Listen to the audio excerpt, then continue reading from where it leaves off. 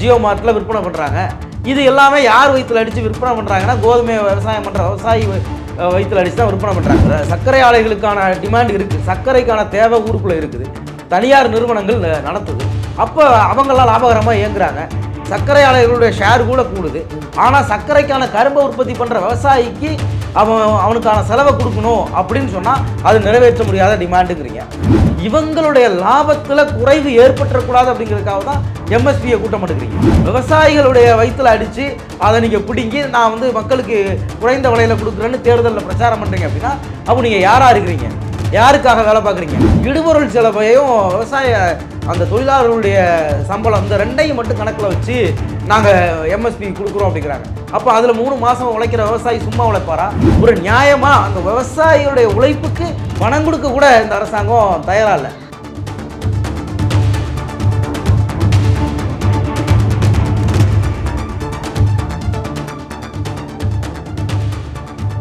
வணக்கம் நண்பர்களே, இது நம்முடைய வயர் தமிழ் சேனல். நான் உங்கள் லெனின் துரைராஜ். இன்னைக்கு நம்மோடு இருக்கக்கூடிய சிறப்பு விருந்தினர் தமிழ் புலத்தினுடைய ஆசிரியர் அன்பு தோழர் பன்னீர் அவர்கள் நம்மோடு இருக்கிறார். அவரிடம் நிறைய கேள்விகள் இருக்கிறது, அவருடைய கேட்போம். தோழர் வணக்கம். வணக்கம். எப்படி இருக்கிறீங்க? நல்லா இருக்கேன். ஏன் இப்போ சமீபத்தில் டெல்லி சலோ அப்படின்ற ஒரு போராட்டம் இந்தியா முழுவதும் பேசும் பொருளாக மாறி இருக்கிறது. இதுக்கு முன்னாடியே அந்த விவசாயிகள் போராட்டம் நடத்தினார்கள்.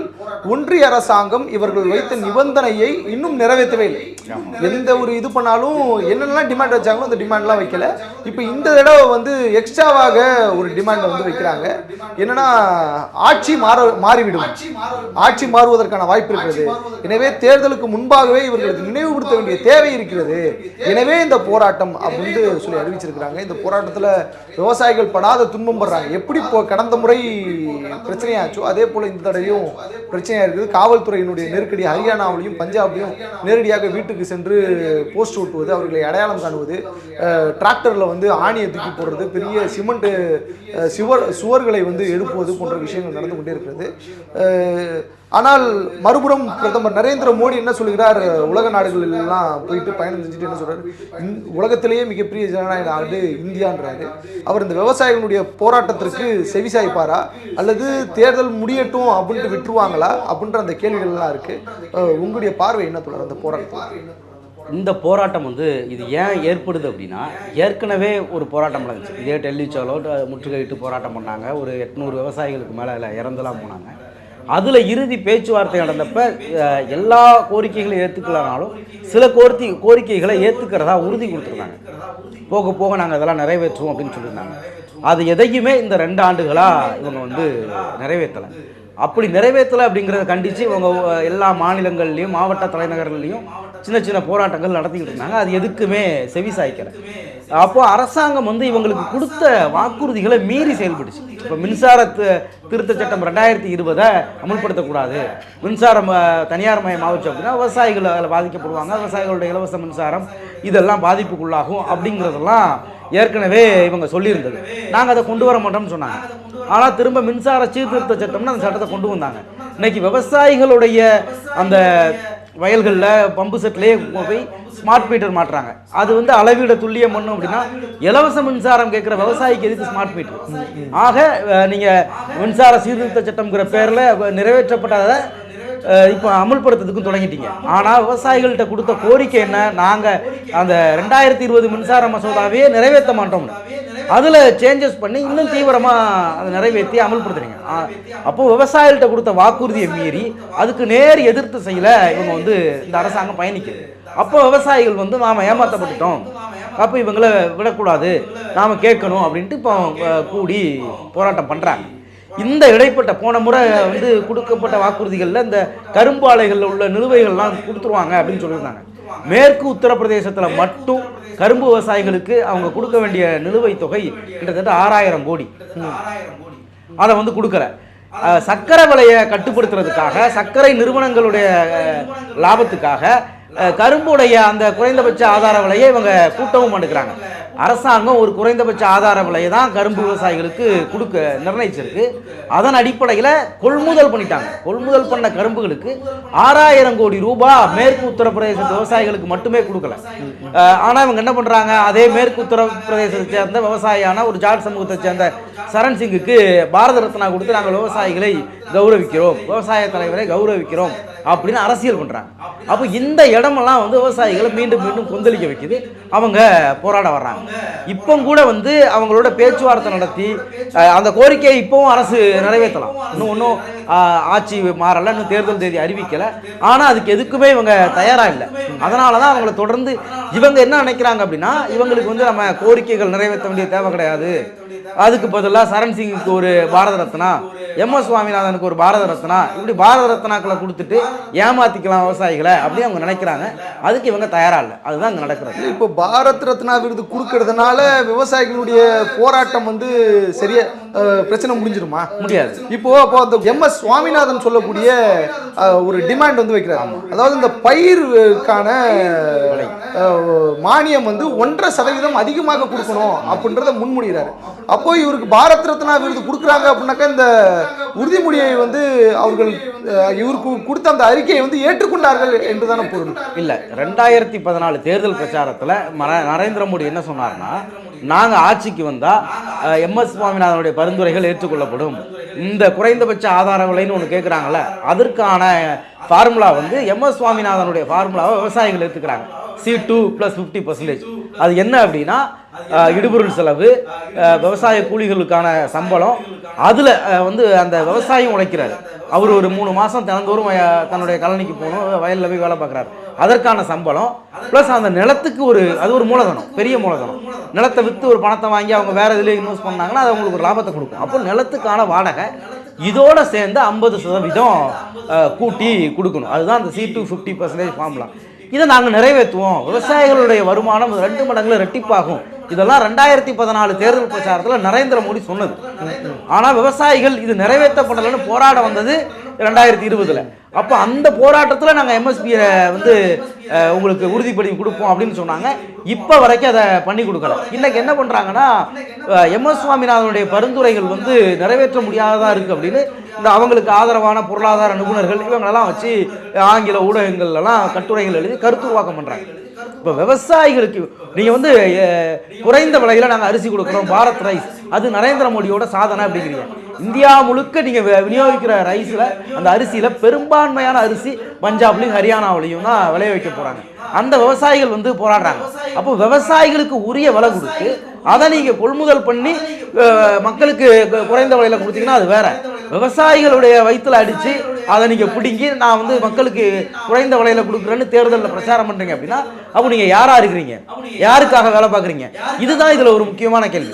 அப்போ எம்எஸ் சுவாமிநாதனுடைய பரிந்துரை ஏற்றுக்கொள்ள முடியாதது, நிறைவேற்ற முடியாது அப்படின்னா 2014 எப்படி பிரச்சாரம் பண்ணீங்க? இது இன்னொன்று, அவர் வந்து சும்மா சொல்லலை. எம்எஸ் சுவாமிநாதன் தலைமையில் தேசிய விவசாயிகள் ஆணையம் அமைக்கப்பட்டு அது வந்து நல்லா ஆய்வு பண்ணப்பட்டு டீட்டெயிலாக ஆய்வு பண்ணுறாங்க. அந்த ஆய்வின் அடிப்படையில் தான் அவங்க அந்த முடிவு போடுறாங்க. அந்த முடிவில் இருந்து தான் அது அந்த ஃபார்முலா கட்டமைக்கப்படுது.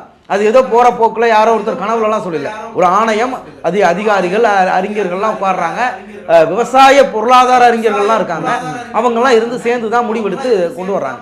அதை நிறைவேற்ற முடியாது அப்படின்னு இன்னைக்கு நீங்கள் சொல்கிறீங்க. இவங்க என்ன சொல்கிறாங்க அப்படின்னா, இப்போ கூட பேச்சுவார்த்தையில் என்ன சொல்கிறாங்கன்னா, இடுபொருள் செலவையும் விவசாய அந்த தொழிலாளர்களுடைய சம்பளம் இந்த 2ஐயும் மட்டும் கணக்கில் வச்சு நாங்கள் எம்எஸ்பி கொடுக்குறோம் அப்படிங்கிறாங்க. அப்போ அதில் 3 மாதம் உழைக்கிற விவசாயி சும்மா உழைப்பாரா? இல்லை அவர் அதில் லாபமே இல்லாமல் இடுபொருள் செலவையும் அந்த கூலிகளுக்கான சம்பளம் மட்டும் வாங்கிட்டு ஒரு விவசாயி எதுக்கு விவசாயம் பண்ணி உங்களுக்கு கொடுக்கணும்? அந்த கேள்வி வருதுல்ல. ஒரு நியாயமாக அந்த விவசாயியுடைய உழைப்புக்கு பணம் கொடுக்க கூட இந்த அரசாங்கம் தயாராக இல்லை. அதுதான் இதில் வந்து ரொம்ப தெளிவாக திரும்ப விவசாயிகள் வந்து கேட்கறதுக்கான காரணம் என்ன அப்படின்னா, ஒரு நியாயமான கோரிக்கை அது. அதை இவங்க நிறைவேற்ற மாட்டேங்கிறாங்க. நீங்கள் குறைந்த விலையில் அரிசி கொடுக்குறீங்க, உரிய விலையில் விவசாயிட்டு இருந்து வாங்கல, உங்களுக்கு என்ன பிரச்சனை? அதுதான் அவங்க கேட்குறது.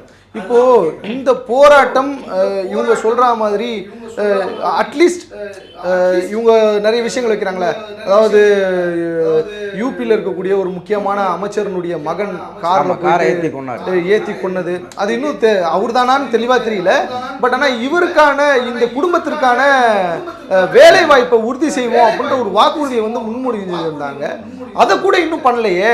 ஆமா, இவங்க எதையுமே பண்ணல. அதாவது அந்த அதுல இறந்து போன நான் என்ன கேட்குறேன்னா, அது பெரிய டிமாண்ட், அது ஒரு மிகப்பெரிய டிமாண்ட். அது வந்து உங்களால் முடியல அப்படின்றது வெளிப்படையாக தெரிகிறது. அதனால தான் நீங்கள் தாமதப்படுத்துறீங்க, பாரத் ரத்னா விருதெல்லாம் கொடுத்து அதை மூடி மறைக்கணும்னு பார்க்குறீங்க.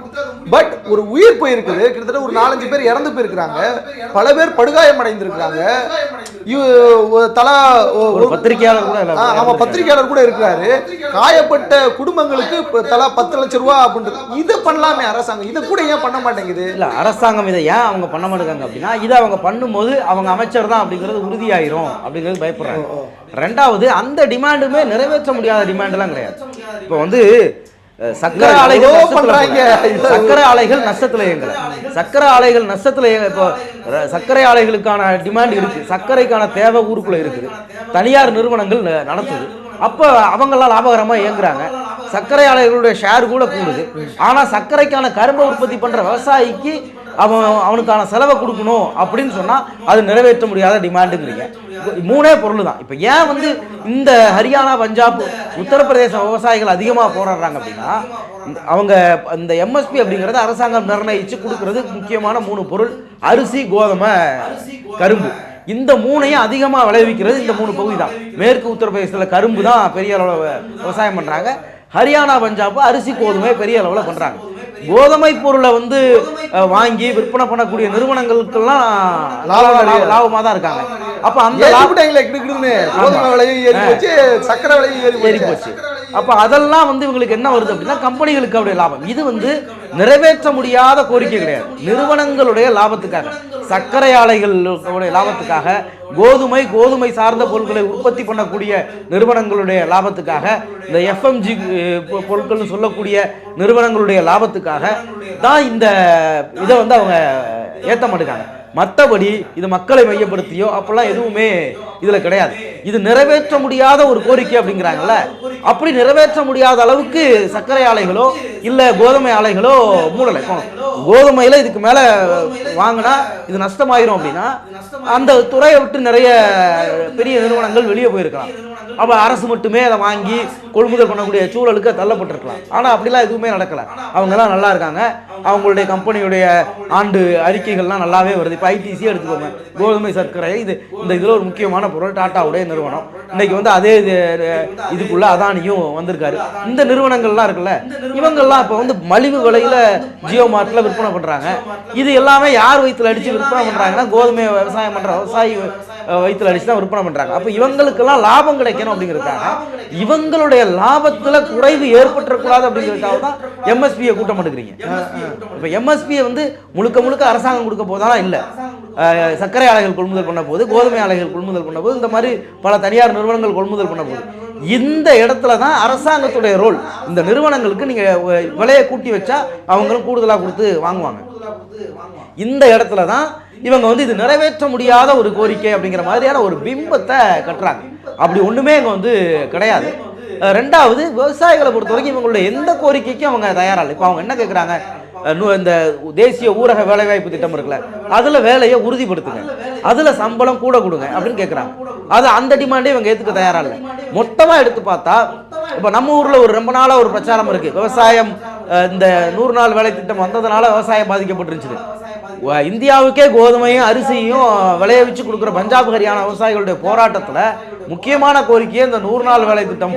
இதுக்கு சம்பளத்தை கூட்டணும், வேலையை உறுதிப்படுத்தணும், அதை விவசாயத்தோட இணைக்கணும். இதுதான் அவங்களுடைய டிமாண்ட். ஏன்னா அவங்களுக்கு ஒரு திடீர்னு அந்த மாதத்தில் கொஞ்ச நாட்கள் அந்த அறுவடை முடிஞ்சு கொஞ்சம் காலங்கள் பயிர் விளைவிக்கிறதுல அவங்களுக்கு பிரச்சனை இருக்கு. எனவே இந்த 100 நாள் வேலை திட்டம் அதில் வந்து ஆப்டா இருக்கும், கொஞ்சம் கை கொடுக்கும், பொருளாதாரத்தை ஈடுகட்டும் அப்படின்றது அவங்களுடைய எண்ணம். இந்த இதில் எதுவுமே இவங்க செவி சாய்க்கலை. நீங்கள் மொத்தமாக எடுத்து பார்த்தா இந்த தேசிய ஊரக வேலைவாய்ப்பு திட்டத்துக்கு இவங்களுடைய 10 வருஷ இதை எடுத்து பார்த்தீங்கன்னா மொத்தமாக அதுக்கான பட்ஜெட்டை குறைச்சிருக்காங்க. இது வந்து இதில் முக்கியமான பங்கு வகிக்குது. நீங்கள் இந்த அவங்களுடைய டேட்டாவே, தேசிய குற்றவியல் ஆணையம் கொடுக்கக்கூடிய டேட்டா படி பார்த்தா, ஒரு வருஷத்துக்கு 10,000 விவசாயி சூசைட் பண்ணுறாருன்னா அதில் 5,000 பேர் வந்து விவசாய கூலிகள், 5,000 பேர் விவசாயி. இப்போ இந்த ரெண்டுமே வந்து தற்கொலை பண்ணுறாங்க. மோடி அரசாங்கம் வந்த பிறகு 2014 இருந்து இப்போ வரைக்கும் அந்த 2022 வரைக்கும் 23க்கான தகவல் நமக்குன்னு வரல. 22/3 வரைக்கும் கிட்டத்தட்ட 73,168 விவசாயிகள் விவசாய குழுக்கள் சேர்ந்து தற்கொலை பண்ணியிருக்காங்க. இப்போ இவ்வளோ தற்கொலைகள் வந்து மோடி அரசாங்கத்தில் நடந்திருக்கு. இதுக்கெல்லாம் காரணம் என்னன்னா, இவங்க பட்ஜெட்டில் விவசாயத்துக்கான பணத்தை குறைச்சிருக்காங்க, விவசாய கூலிகளுக்கு கிடைக்கக்கூடிய இந்த வேலை வாய்ப்பை பறிச்சிருக்காங்க. இது எல்லாம் நடக்கும்போது தான் இந்த தற்கொலைகள் நடக்குது. ஆக மொத்தம் இவங்க ஒட்டுமொத்தமாகவே விவசாயிகள் தற்கொலை பற்றி இவங்களுக்கு கவலை இல்லை. விவசாயிகளுடைய மோடி அழுகிறாரு, விவசாயிகள் தான் ரொம்ப முக்கியமானவங்க, நாங்கள் விவசாயத்திற்காகத்தான் பாடுபடுகிறோம், அதுதான் நாளைக்கு இந்தியாவிலேயே இந்தியா என்பதே வந்து விவசாயத்திற்கான ஒரு அடித்தளம் தான் அப்படின்றதெல்லாம் பேசுகிறாருல. ஆமாம். ஆனால் கார்பரேட்டுகளுக்கு 25 லட்சம் கோடி ரூபாய் வந்து கடன் தள்ளுபடி பண்ணியிருக்காங்க இந்த 10 வருஷத்தில் இவங்க ஆட்சியில். ஆனால் ஒட்டுமொத்தமாக இந்தியா முழுக்க இருக்கக்கூடிய விவசாயிகளுக்குடைய மொத்த கடனே 1 லட்சம் கோடி தான். அந்த 1 லட்சம் கோடியை ரத்து பண்ணால் இந்தியா முழுக்க இருக்கக்கூடிய விவசாயிகள் மகிழ்ச்சி ஆயிடுவாங்க. 25 லட்சம் கோடி அங்கே ரத்து பண்ணுறீங்களா, அதில் 1 லட்சம் கோடி உங்களுக்கு ரத்து பண்ணுங்களேன், ஏன் பண்ண மாட்டேங்கிறீங்க? இது ஒரு முக்கியம். நீங்கள் உங்களுக்கு விவசாயம் முக்கியம் அப்படின்னா நீங்கள் அதுதான் பண்ணணும். இப்போ நம்ம ஊர் இப்போ இந்த எழுதுறாங்கல்ல, எம்எஸ்பியை வந்து MS சுவாமிநாதனுடைய இதை கொடுக்க முடியாது, 25 லட்சம் கோடி ரூபாய் கடனை ரத்து பண்ண முடியும், ஆனால் கரும்புக்கு உரிய விலை கொடுக்க முடியாது. அது முடியுங்கிறப்ப இது ஏன் முடியாமல் போகுது? இப்போ நீங்கள் மொத்தமாக எடுத்து இதெல்லாம் சேர்த்து பார்த்தோம் அப்படின்னா நமக்கு தெரியும். இந்த 1 லட்சம் MS சுவாமிநாதன் ஆணையமே வந்து முக்கியமாக என்ன சொல்கிறாங்கன்னா, விவசாயிகளுடைய தற்கொலைக்கு முக்கியமான காரணமே வந்து கடன் பிரச்சனை தான். ஒவ்வொரு ஆண்டும் கடன் கூடிக்கிட்டே போகுது. அந்த கடனுக்கு காரணம் செலவு பண்ண பணம் கிடைக்கல. விவசாயி விவசாயம் பண்ணி பொருள் விளைய வச்சு அதை விற்றா பிறகு கூட அவனுக்கு வந்து கடன் ஆகுது. அதனால தான் அவங்க கடன் பிரச்சனையை முக்கியமாக சொல்கிறாங்க. அதுக்கு தான் இந்த விலையை கூட்டணுங்கிறாங்க. ஆக இவ்வளவுக்கும் காரணம் கடன் அப்படிங்கிறப்ப இந்த கடன் ஒரு வருஷத்துக்கு 10,000 பேர் 11,000 பேர் இந்த 10 வருஷத்துல மொத்தமா இது வரைக்கும் 73,000 பேர். அதாவது முதல்ல 8,000 இருந்துச்சு 2015, இப்போ 2022 11,000 ஆயிருக்கு. இப்படி கூடிக்கிட்டே வந்திருக்கு. இப்போ இந்த மொத்த மரணங்களையும் தவிர்த்திருக்க முடியும். என்ன பண்ணியிருந்தா அந்த 1 லட்சம் கோடி கடனை தள்ளுபடி பண்ணியிருந்தா. ஆனா அதை நீங்க பண்ணல. ஆனா விவசாயிகளுக்காக நீலிக்கணி வெடிக்கிறாங்க. நாங்கள் வருஷத்துக்கு 6,000 ரூபாய் ஏதாவது மொத்தமே ஒரு 10 பேருக்கு கொடுத்துட்டு அதை ஒரு இதாக சொல்கிறாங்க. இப்படி தான் இவங்க வந்து பண்ணுறாங்க. இப்போ எம்எஸ்பி கொடுக்க முடியாது, சுவாமிநாதன் அறிக்கை ஏற்றுக்க முடியாது நிறைய பேர் எழுதுறாங்க. ஆனால் கார்பரேட் டாக்ஸை 2020 40% 22% குறைக்க முடிஞ்சது உங்களால். நிர்மலா சீதாராமன் இந்திய வரலாற்றிலே பெரிய சாதனைனாங்க. கார்பரேட் டாக்ஸை குறைச்சது மூலமாக பல லட்சம் கோடி நட்டம். அப்போ மொத்தமாக எடுத்து பார்க்குறப்ப இவங்க கார்பரேட் டேக்ஸை குறைக்கிறாங்க, 25 லட்சம் கோடி ரூபாய் இதை தள்ளுபடி பண்ணுறாங்க. விவசாயிக்கு எம்எஸ்பி கொடுக்கறதுக்கும் இருக்கிற 1 லட்சம் கோடியை தள்ளுபடி பண்ணுறதுக்கும், விவசாய கூலிகளுக்கு உரிய வேலை கொடுக்கறதுக்கும், அந்த வேலைக்கு உரிய சம்பளம் கொடுக்கறதுக்கும் தயாராக இல்லை. ஆனால் விவசாயியுடைய மின்சாரத்துக்கு காசு வாங்குறதுக்கு, அதை அதிகமாக வாங்குறதுக்கு மின்சார சீர்திருத்த சட்டத்தை கொண்டு வர்றீங்க. இதுதான் இவங்க பண்ணக்கூடிய மொத்த மோசடி வேலையிலையும் முக்கியமானது. உங்களுடைய சேனலுக்கு வந்து உங்களுடைய நேரத்தை செலவு செஞ்சு உங்களுடைய அற்புதமான கருத்துக்களை தெரிவித்தது ரொம்ப நன்றி. நன்றி.